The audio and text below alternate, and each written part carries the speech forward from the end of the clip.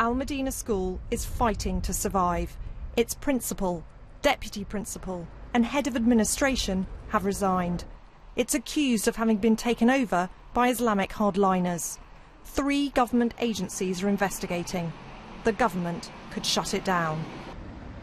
3 of the school's governors have decided to give their first interview after weeks of allegations in the press. Much has been made of the school's dress code and the fact that female teachers are required to wear a headscarf or hijab. The very first question we ask is that to everybody, Muslim and non-Muslim, that would you be prepared to cover your hair if you came into the school as part of the uniform policy? And as to this date, all those who have come to that interview point, none of them have ever refused. Even those who have succeeded and got a job, and those who haven't. Why should they have to wear a headscarf if they're not Muslim? Let's just talk about uniform.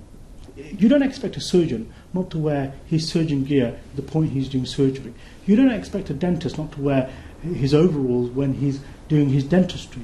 You don't expect. You're not saying to me you can't teach maths unless you've got a headscarf. We're not saying that at all. What we're saying is we're proud of the uniform that we have, both in terms of what we want for our children. How do you know that there aren't women who are brilliant teachers who are not going to come and teach your school because you require them to wear a headscarf and they don't want to wear a headscarf? As an organisation, do we not have the right to stipulate our code of dress? We have chosen and we have sat down, and this is the code of dress that we have adopted.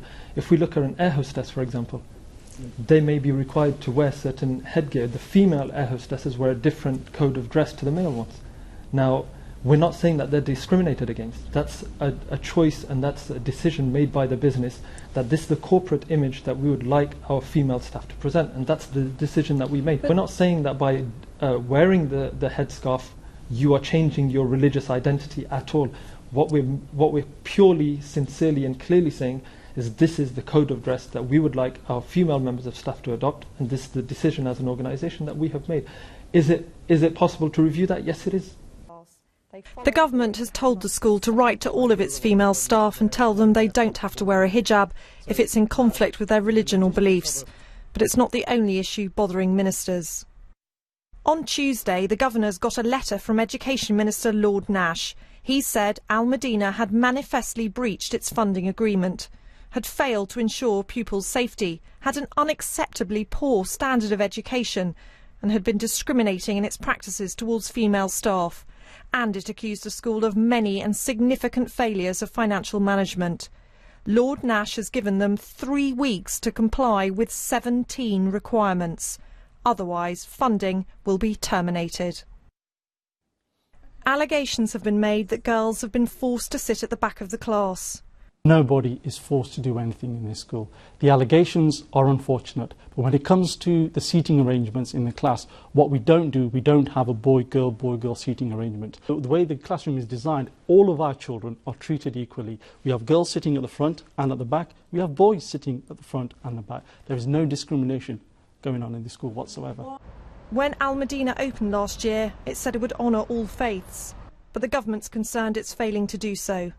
It's been reported that only 1 of the school's 400 pupils is non-Muslim. The governors were unable or unwilling to say how many of their children are non-Muslim. We are on a journey. There are things that, yeah, by all means we have to improve, and we know that. But like everything else, it takes time. It takes time to nurture a flower. We're just coming out of a seedling point.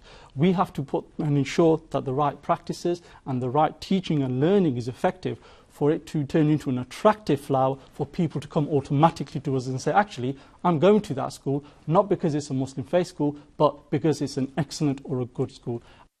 The governors say there's been no financial mismanagement at the school. They're expecting that Ofsted will find the teaching inadequate, but they believe they can turn things around.